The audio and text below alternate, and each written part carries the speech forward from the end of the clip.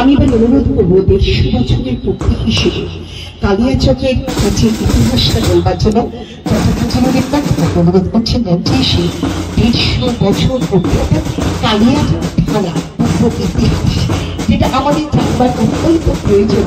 আমরা সেটা শোনার চেষ্টা করবো, তারপরে আমরা রিমোকে বলবো আপনি গানটা নিয়ে প্রস্তুত থাকবেন। তারপর আপনাদের সকলের সামনে আজকে কাটবেন আমাদের library sir, SP sir, barrister SP sir, SDP sir, সকলের সামনে প্রয়াস।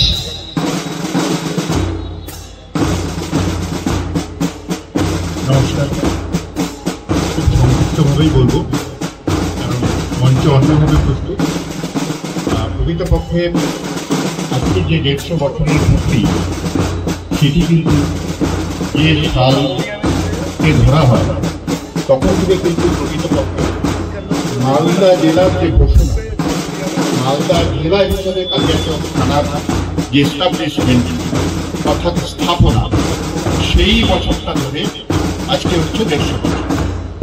কিন্তু আমরা যদি একটু পেছনে যাই তাহলে কিন্তু আরো 100 বছর পেছনে 1770 প্রথম কিন্তু কালিয়াচক, একেবারে কালিয়াচক, শিবগঞ্জ, এগুলো থানা হিসেবে ঘোষণা হয়।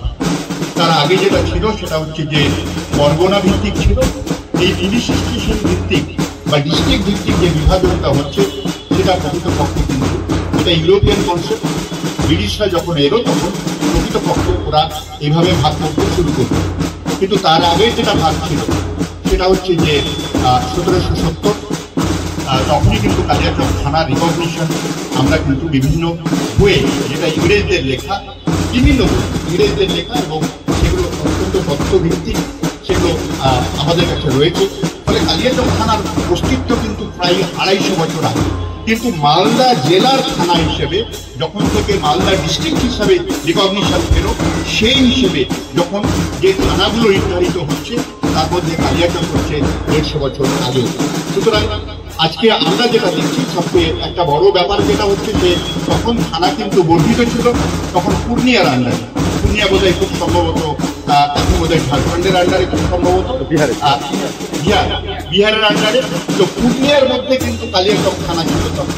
ফলে এই ভৌগোলিক অবস্থানটা কিন্তু বারবার পরিবর্তন হয়েছে, কখনো রাজশাহী, কখনো পূর্ণিয়া ইত্যাদি। এবং আরো অবাক হয়ে যাবেন যে মুর্শিদাবাদের